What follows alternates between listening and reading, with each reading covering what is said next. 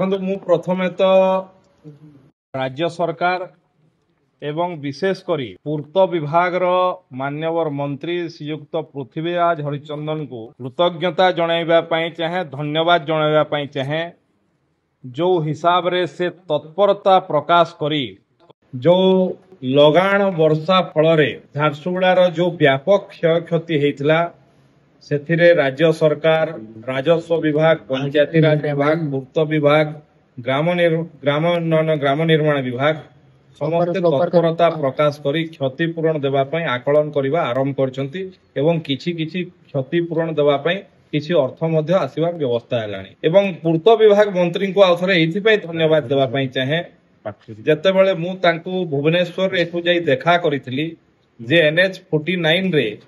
वर्षा कारण विभिन्न जगार रास्ता भांगी फ्लायास विभिन्न जमी को माड़ी जाइए से तुरंत चीफ इंजीनियर को मोर डकैले मोर सामने मीटिंग है चीफ इंजीनियर उपस्थित थे से तुरंत निर्देश देले NH विभाग वरिष्ठ कर्तृपक्ष माने कर्मचारी माने तांकर आसी जगार निरीक्षण करी एवं तार मरामती करने सांगे सांगे जो जो चाषी मानकर क्षति होती तांकु NH तरफ क्षतिपूरण व्यवस्था कले तार आकलन जहाँ जिला प्रशासन आकलन कर क्षतिपूरण देवार कथा से कहले बोध हुए झारसुगुड़ा इतिहास रे मु ओडिशा इतिहास कथा कहि परिबि नै झारसुगुड़ा इतिहास रे प्रथम थर पई कोठी एभलिया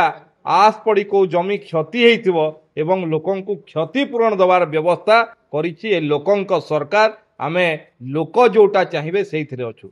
तार बाद रे भी मु आज मान्यवर आरक्षी अधीक्षक आमर जिलार जे SP महोदय को देखा करने आसती एवं मो तरफ गोटे अनुरोध करिछि पत्र माध्यम रे जे जो कंट्राक्टर ये काम करुछंती जदि किछि नियम रो उल्लंघन करिछंती ताहेले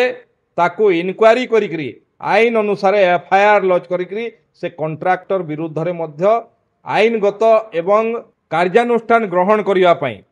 FIR करिकी ता पई आज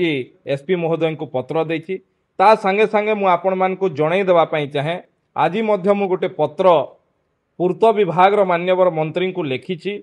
जे तांको तो प्रथमे धन्यवाद अर्पण करछि झारसुगुड़ा बासी संगे छिड़ा हेई सबु चाषींकर क्षतिपूरण व्यवस्था करतिबारु एवं जमीरु आस उठेबा पई व्यवस्था करतिबारु एवं से प्रक्रिया मध्य आपण माने जानिथिबे विभिन्न जगार आरंभ हो सारलाणी ता संगे संगे मु तांको अनुरोध करछि जे जदि एठी किछि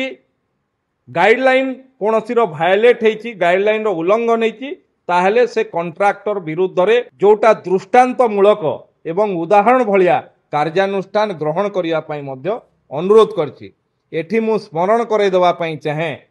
जे विगत दिन रे कातिकेला ठारे आसपंड भांगी थिला एवं सेठी जो मानकर समय रे भांगी थिला से लोकन को आज जा क्षतिपूरण भी मिलिला नहीं कि से आस भी जमीर उठिला नहीं किंतु मु दृढ़ निश्चित